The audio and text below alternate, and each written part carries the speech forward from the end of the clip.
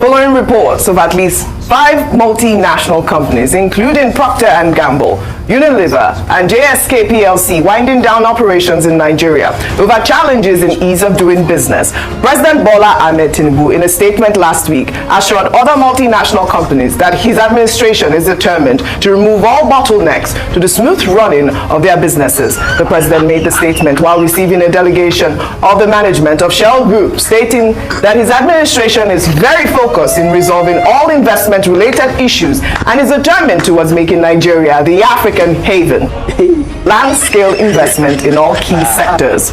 Well, this is coming as the Bishop of the Roman Catholic Diocese of Sokoto, Bishop Matthew Hassan Kuka, over the weekend advised young Nigerians wishing to leave the country not to hesitate to do so.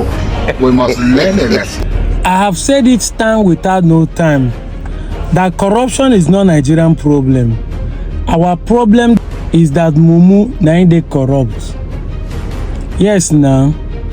So we keep blaming the government, the APC government, for the companies that are folding up and leaving the country.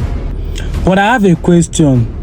Why is it that none of these our corrupt politicians that have been stealing money, none of them are going back to be using money they stole from the people to buy up these companies that are folding up and start using them to create wealth, additional wealth for themselves?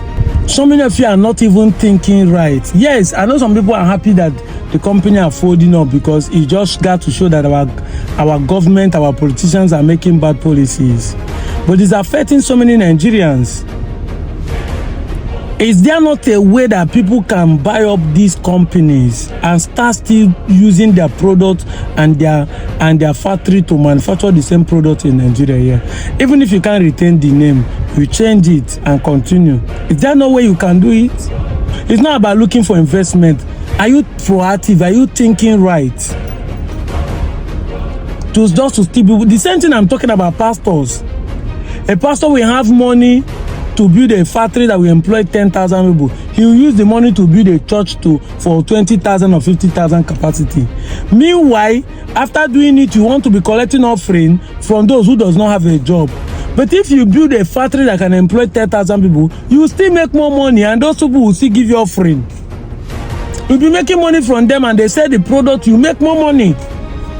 You don't think.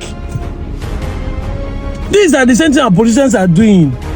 If you invest the money, you will still make more money and you still make policies that will favor you for your company to grow. Something is wrong somewhere if we are not thinking right.